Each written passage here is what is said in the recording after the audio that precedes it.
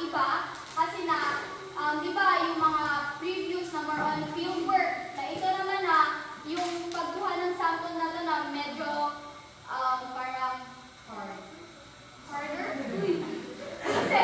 Kasi na volunteers, human volunteers, kasi na from the title itself, Co-parasitism of intestinal protozoa and Schistosoma japonicum in rural community in the Philippines. So, kinukuha siya sa mismong humans, nasa inside natin.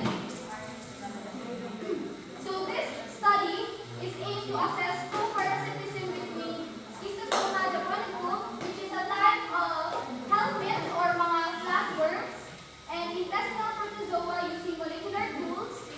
Ito na, pinili nila itong study na ito kasi na very limited yung mga studies about yung interaction, co-parasitism between mga flatworms and mga intestinal protozoa. So gusto nilang malaman kung ano nga ba, meron nga ba mga relationship doon, meron nga ba common infection patterns at saka at least groups.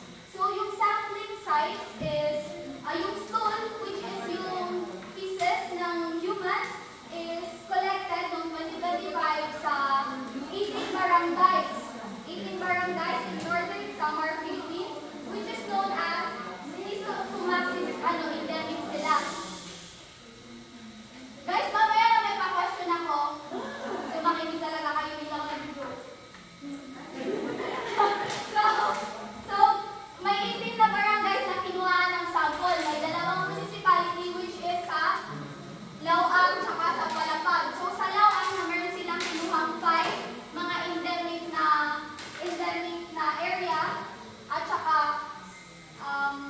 13 naman sa Palapag.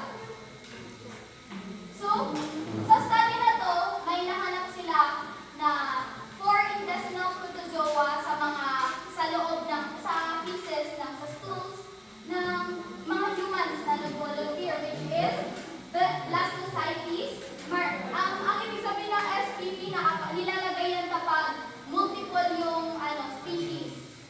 So, Blastocytes, multiple species of Trichosporidium, Entamoeba histolica, and Barba duodenalis. So, yung first natin na protozoa, which is from the kingdom Protista, Phylum Staphylophilus, class Blastocystea. Guys, kayo mo. Basahin mo na lang, sige. Order Blastocystida, family Blastocystidae, genus Blastocystis, and species not specified kasi maraming ang species na nandoon. And it is a common intestinal protozoan found in both healthy and symptomatic individuals. Its role in disease is still debated, but it is often associated with gastrointestinal symptoms. So itong itong specific na protozoa na to na hindi alam talaga kung ano mismo yung role niya, like paano siya naging parasite mismo sa humans, pero parang nakikita siya always siyang nandoon kapag kunyari merong infection na lagi siyang nandoon. So pero hindi alam kung ano mismo yung role niya.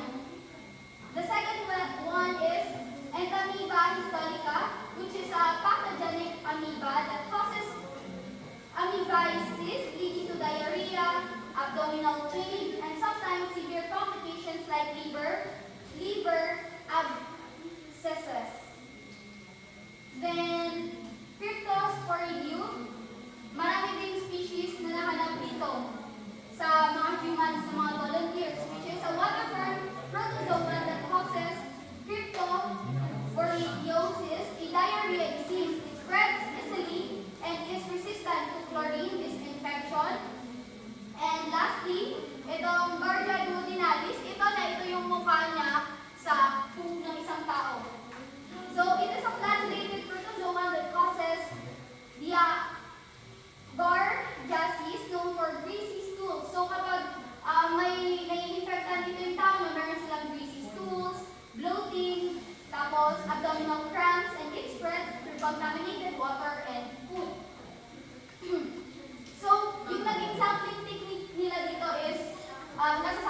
di ba, it is not field work talaga. So, ano siya, cross-sectional survey or kaya in, yes. Basta-basta meron ang term na. It is a cross-sectional survey which is, stool samples were collected from 452 participants. Tapos, 412 sa 452 participants na yun, may nakuha silang 412 sa mga stools na merong sufficient DNA for analysis. Tapos yung sampling technique is yung first one is site selection. The study was conducted in 18 barangays or villages in northern Samar, a schistosomiasis endemic area in the Philippines. So, una-una sa lahat, aalamin mo yung site mo, aalamin mo kung endemic ba yung place na yun sa hinahanap mo na ano, like sa related sa study mo. So, napili nila si Northern Samar kasi nga, marami, endemic talaga siya sa Schistosomata japonicum. So, bakit nga ba siya naging endemic? Kasi di ba alam natin na dito sa mga villages na to na it is one of the parang unhygienic talaga sila. Parang since poor yung mga tao doon, so less yung privilege nila na makakuha ng malilinis na water, pagkain ng malinis, gano'n. Then the second one is participant recruitment. So after doon, nakapili na sila ng site nila, kumuha sila ng mga participant nila, which is 452 individuals daw yung na-recruit nila para makakuha sila ng stool samples, pero na 412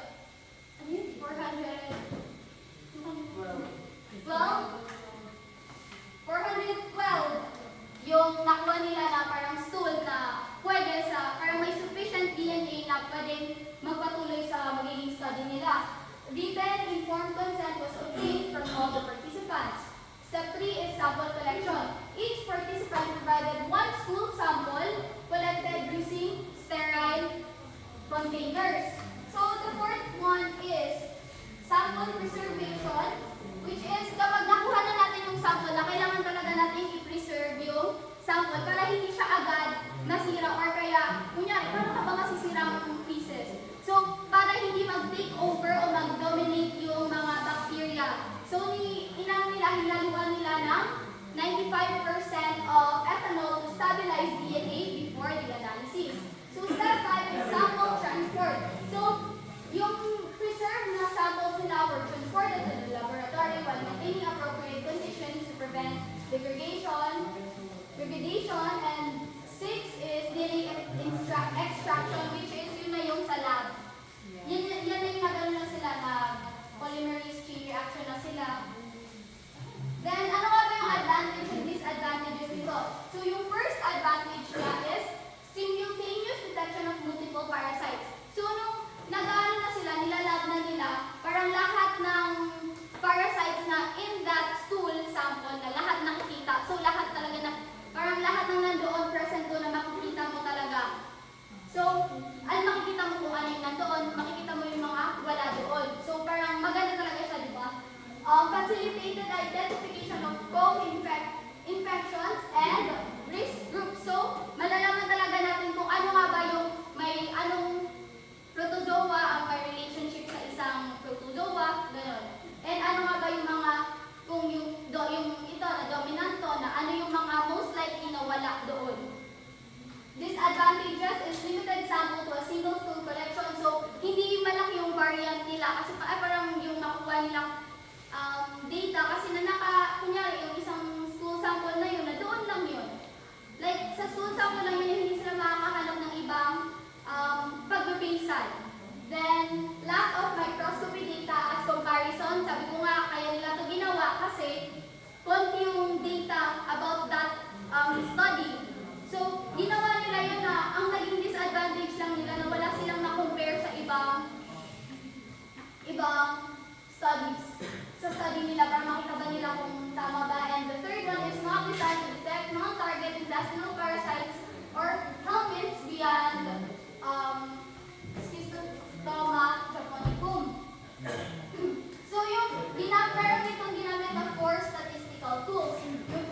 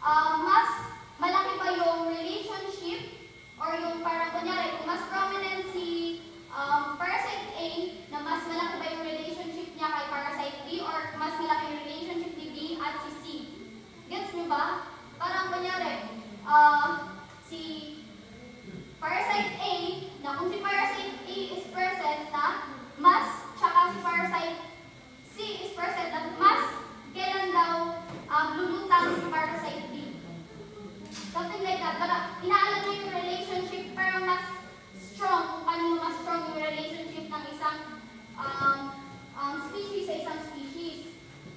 Then yung result naman is, after yung study na nakakuha sila ng yung Schistosoma japonicum is nakakuha sila ng abundance na nahanap nila na sa lahat ng stool na yun na nakuha nila, na-gather nila na ang abundance ng Schistosoma japonicum is 74.5%. Blastocytes naman is 58.7%. Cryptosporidium naman is 21.8%. Gargia duodenalis is 19.2%. And Entamoeba historica is 12.1%. So, makikita natin na mas angat talaga yung parang sa mga stool samples na nakuha nila na mas abundant talaga si Schistosoma japonicum kaysa kay Entamoeba historica. Tapos kung i-compare mo sila sa lahat ng yung, di ba, apat na kasi yung protozoa dito kasi yung isa, helminth. So, mas sa kanilang apat na protozoans na ang pinaka-abundant sa kanila is yung species, different species ng Blastocytes. So, nakita nila na the researchers na nakita nila na yung merong polyparasitism doon sa mga stool, which is, ang ibig sabihin ng polyparasitism is na maraming parasites na nag-live, nag-thrive sa isang host. With 65.3% had 2 or more parasites. The most common daw na infection is Schistosoma japonicum tsaka Blastocytes, which is 26.7%. So sila talaga yung lagi mong makikita together. Kung merong Schistosoma japonicum na most likely may 26.7% ng stool samples na meron silang nahanap na Blastocytes together with it. So correlation analysis. Merong positive correlation si Cryptosporidium kay Gargia duodenalis, which is kapag sinabi natin may positive correlation is every time na nag-thrive si Cryptosporidium na most likely malaki ang chance na nandoon din si Gargia duodenalis. So meron din namang negative correlation si Blastocytes at si Cryptosporidium. So kapag nandoon si Blastocytes na most likely hindi mo mahahanap na nandoon si Cryptosporidium, which is wala namang association between Schistosoma japonicum and intestinal protozoa. Wala siyang certain na pattern na ganito kapag nandito to na nandito yung isa. So in conclusion, this study was found in a high rate of polyparasitism in northern Samar, with Schistosoma japonicum and Blastocytes as the most common co-infection, and molecular tools like qPCR and ddPCR enabled accurate detection, highlighting the need for integrated parasite control in co-endemic areas.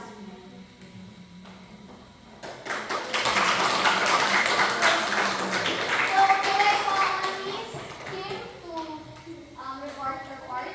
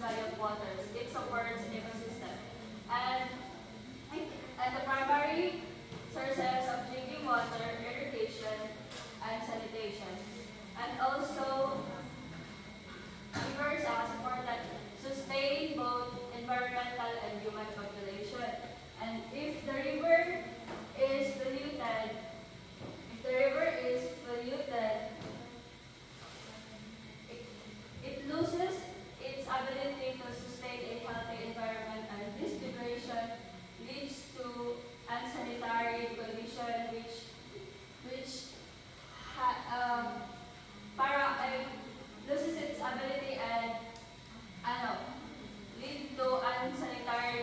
population and leads to increasing the waterborne risk diseases during flood.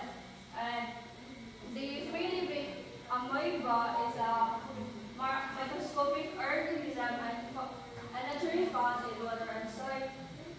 There are free-living amoebas that is harmless, but the same as acanthamoeba, it is carrying a disease-causing bacteria and it can be harmful to human population.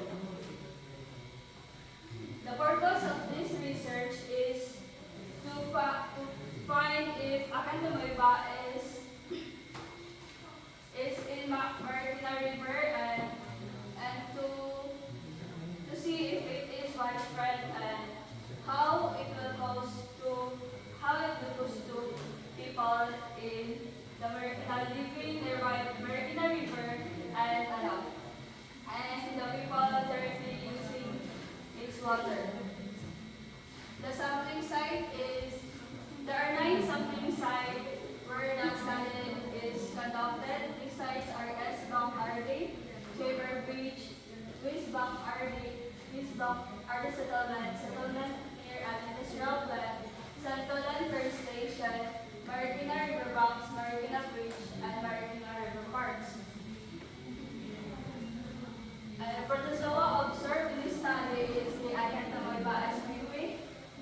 The Acanthamoeba is a genus of free-living amoeba commonly found in soil, freshwater, air, and dust. And there are 2 diseases that can cause when you infected in Acanthamoeba, and these are Acanthamoeba keratosis and painful eye infection, especially in non-Japanese users. Rhabdomatosis amoebic encephalitis, a rare but often fatal brain infection, primary in immunocompromised individual.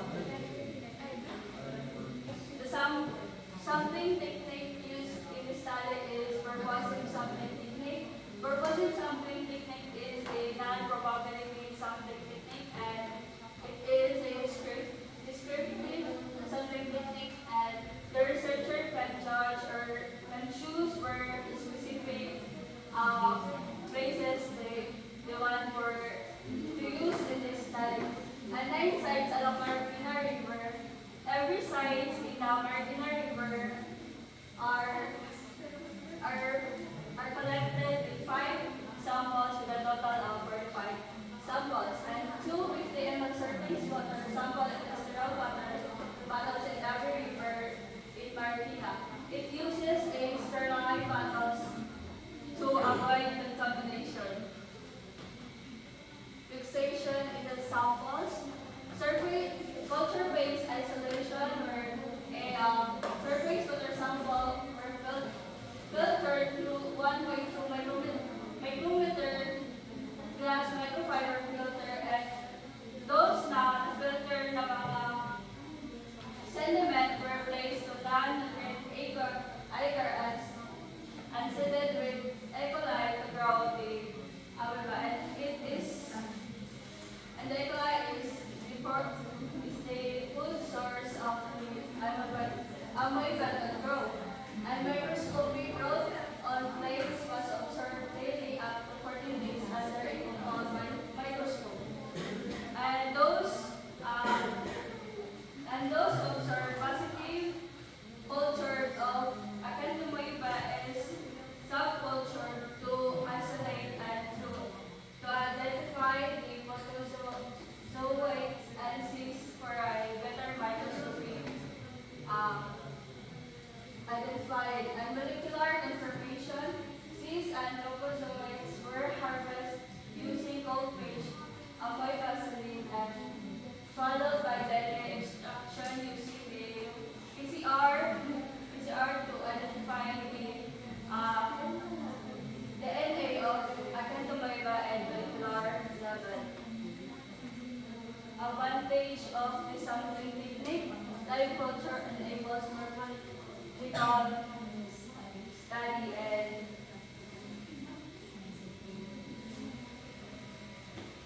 sensitive detection, and combining culture with PCR, increasing the sensitivity and specificity, and PCR confirm the identify the species at particular level and combine targeted sampling of surface water.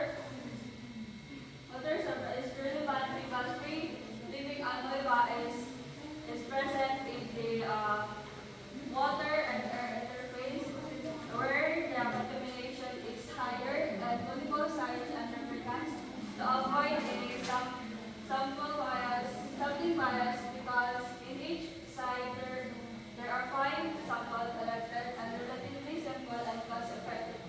It is not that like mahal, like magastos kasi yung paraan ng pag lang is pag-culture ng mga akantamayba, pagtingin sa microscope, and At lastly, yung mga ginagamit na equipment is hindi siya, like, yung mas mahirap na equipment. Makikita lang siya sa mga lab settings na iba't ibang school. Disadvantage of the sampling type could show me kasi yung pag-culture na akantamayba is umaabot ng 2 weeks or more and selected for organism only is dead or yung mga patay na damage or patay na mga akantamayba is hindi siya kasali sa pagbibila kasi hindi na siya parang important. Tapos surface water only. Disadvantage din siya kasi parang yung, what if yung sa ilalim may mga may nanirahan din na akantamayba. Potential for contamination. Yung non-nutrient acres, parang siya sa contamination kasi mas exposed sila tsaka yung filterization ng ng sample. Dito sa result and discussion sa table 1, sa MR1 is tatlo yung positive na may akantamayba and sa MR2 lahat may positive tsaka sa MR3 din. Sa MR4 is tatlo lang yung may positive. Pati sa MR5 positive lahat. Pati sa MR6 and sa MR7 is tatlo yung negative. Sa MR8 isa lang, sa MR9 isa lang. Ang list na walang species na akantamayba na nakita is yung MR7 at lahat ng mga species is merong positive. At dito naman sa ito yung nakita sa like microscope kung saan yung akantamayba is may iba't ibang like yung ganito sa ribbon shape, may ganitong smooth, tsaka round, may triangular, may triangular, tsaka may ito is makita rin sa isang sample kasi itong helmet and dito na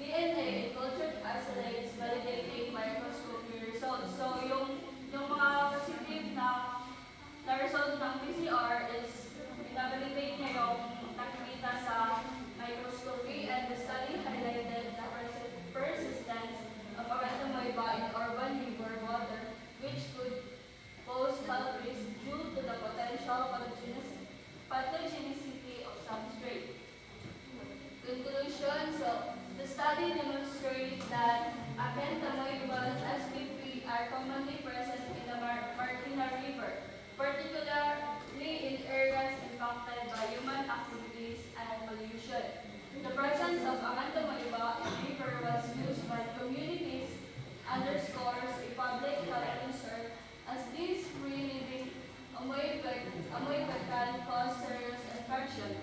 Regular monitoring of Amandamayba and improved river water management are recommended to reduce health risks, especially for population living near or dependent on the river. The study supported the need of integrated water quality management and public awareness about the risks of waterborne pathogens.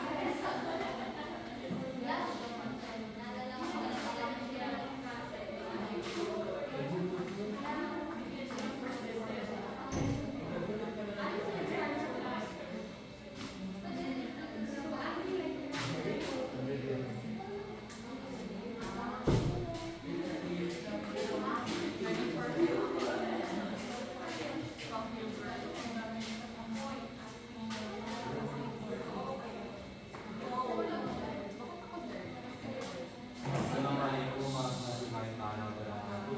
We are in the group 3 and today we'll be discussing about echinoderms. But firstly, I'm going to show you a short video about echinoderms para hindi lang imagination.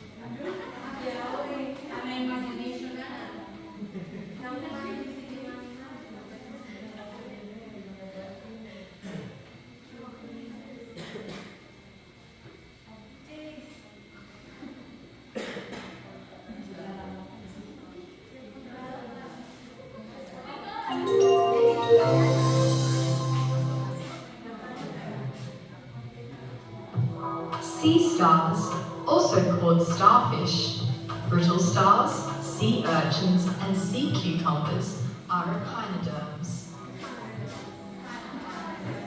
The word echinoderm comes from the Greek word echino, meaning spinal, and the Latin word derm, which means skin.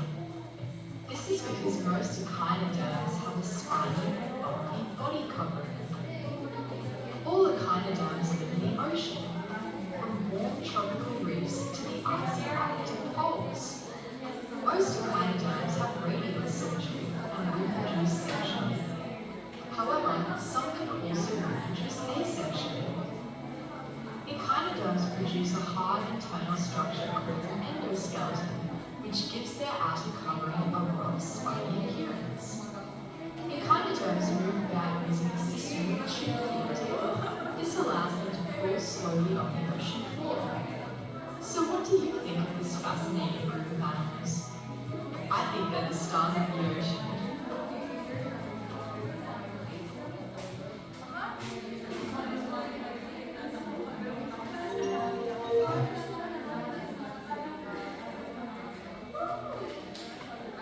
So as you can see on the video, echinoderms are those species like that of starfish, the sea urchins, and the sea cucumbers.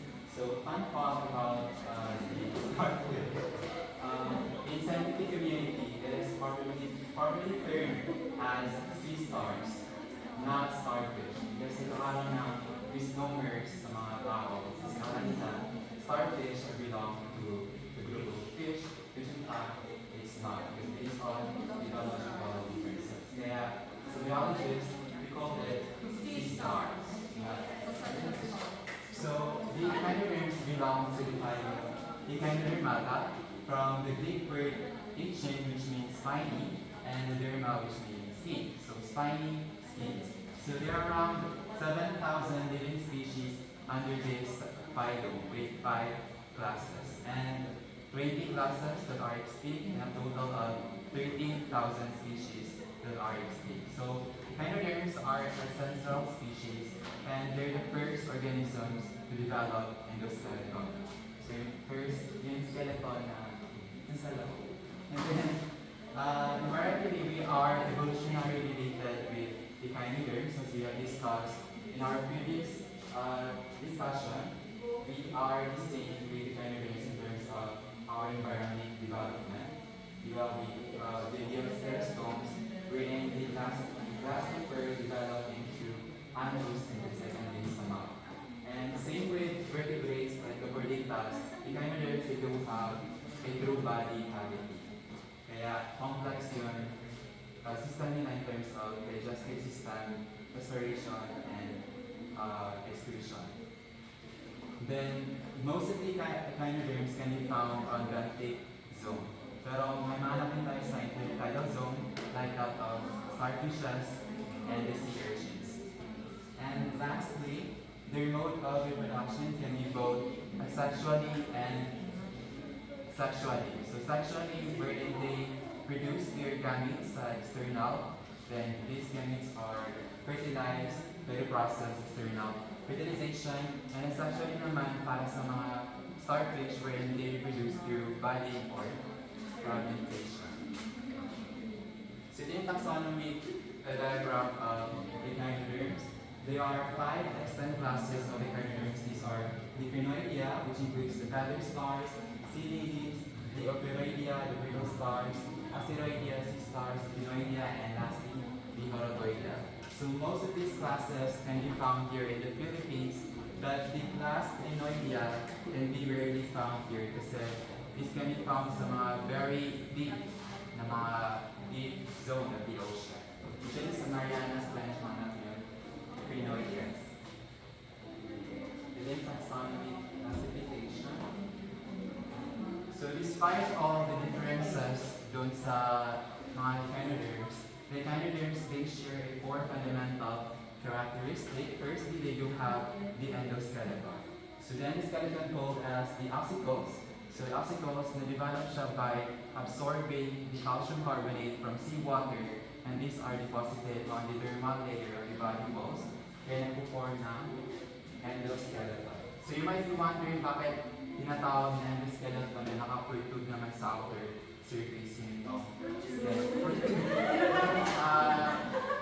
Itong ossicles. Actually, this ossicles is covered by a living tissue, kaya it is still called as endoskeleton. So as they mature, na lumilipis yun, living tissue na to, so they are exposed. And then, most echinoderms that place up the skeleton bear spines that project upward through the skins, like yung sa mga sea urchins, mga spines niya and the true feet of the sea stars. So function of the skeleton is for, firstly, locomotion, and for muscle attachment, and also for protection na rin, like the prickly spikes ng mga sea urchins. Second characteristic is its 5-part radial symmetry. So during the larval stage ng mga echinoderms, they are bilaterally symmetrical. But as they grow older or as they mature, they become radial symmetry. So kung makikita niyo, different yung radial symmetry niya with 5 parts, but different numbers of arms and or spikes. And then they do not have what do you call this? Brain or head. So instead they have this ring of central disc that goes sa gitna. This central disc branches a ring of nerves extending to sa mga arms niya. And that is the reason why kung bakit nag-regenerate yung mga echinoderms, because the central disc can more or less act independently. So let's say yung sa starfish, nakag mo siya here sa side na to, yung nakag mo na part ng arm, hindi siya mag-regenerate. Why? Because hindi mo siya nakag with the central disc. So if you're going to have a starfish here with its central disc, pwede mag-grow yung content ng arm na yun into a new organism. So that's one of the fascinating characteristics of echinoderms. So next,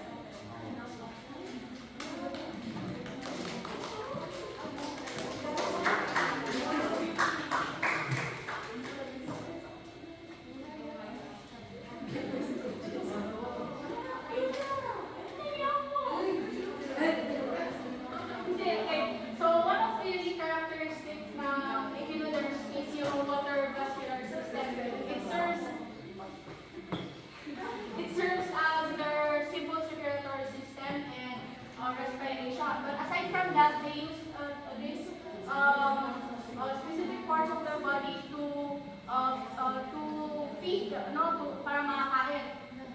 So yung water vascular system, it is unique among echinoderms because, among marine organisms because sila lang yung gumagamit ng water pressure. Ginagamit nila yung resource na nakasulat sa kanila, which is water, to move, no? Maybe for movement yung function ng water vascular system. So what happens is that the water vascular system consists of networks of canals, and then eventually it will lead to the tiny hollow tube pits, which is ganito. Pwede yung itsura niya. Nakita nyo kanina sa video yung parang ginagamit nila pang move along the sea floor. So what happens is that the water enters this madreporite. Once it enters that madreporite na, magpapass na siya sa series of canals. First, papasok siya sa stone canal. And then, after sa stone canal, papasok siya dyan sa ring canal. Iikot siya dyan. And then, madidistribute siya sa radial canals.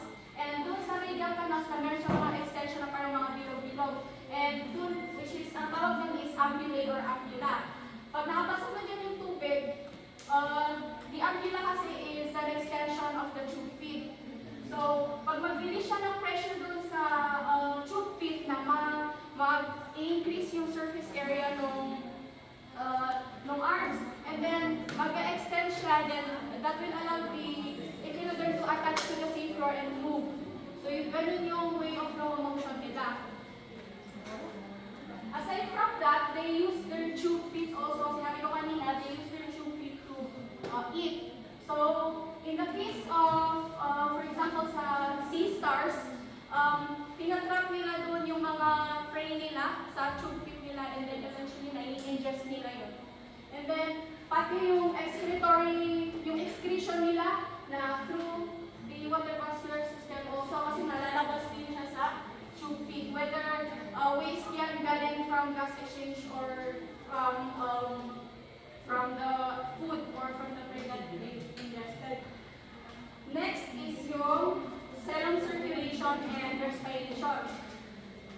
Related lang to actually sa water vascular system kasi yung water vascular system is a modified part of the serum. So, pareho lang din yung function niya, which is for respiration and circulation, since it's not circulatory system in a traditional sense na blood na nag-circulate sa katawan ng echinoderm, but it's a circulatory system because water yung dumadaloy sa canals within or inside the echinoderm. So some echinoderms actually have skin gills. Itong mga skin gills na to, they help with breathing and waste removal.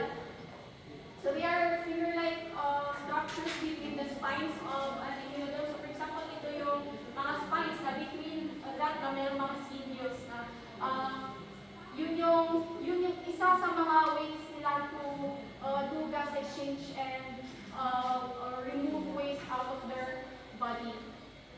So magtataka kayo paano sila paano magkakaroon ng gas exchange. Diba, yung oxygen na they can be contained sa water. Merong oxygen sa water. So what happens once it enters the body, mag-diffuse lang siya dun sa body nung echinoderm, since iikot lang din naman yung water dyan, mag-diffuse siya, then mag-interact siya with the cells of the echinoderm.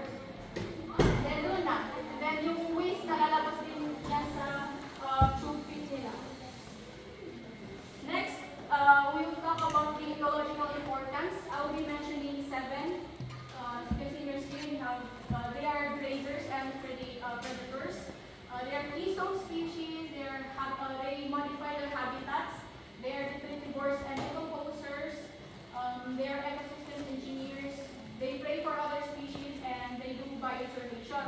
Actually, itong habitat modification, ecosystem engineers, and bioconservation is related lang silang tatlo. So grazers and predators. So yung some echinoderms are echinoderms have different feeding strategies. So hindi lang sila predators, hindi lang sila grazers, matakal lang natin mamaya yung detritivores and decomposers. So, due to these different feeding strategies na nare-regulate nila yung biodiversity in marine ecosystem. So, for instance, yung sa case ng sea urchins, they are grazers because they consume algae. So,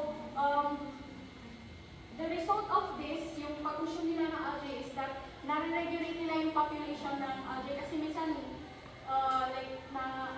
nasasakop na ng algae yung isang marine ecosystem na nag-result yun na ma-outshade yung ibang species and then hindi na mag-thrive yung mga species na yun. So, enable to parang mabalance yun na yung presence, doon papasok yung importance ng echinoderms in an environment. Another example is yung sa sea stars. Di ba kanina nasabi ko sa inyo na kung sa sea stars na kumakain sila gamit yung nitatrap nila yung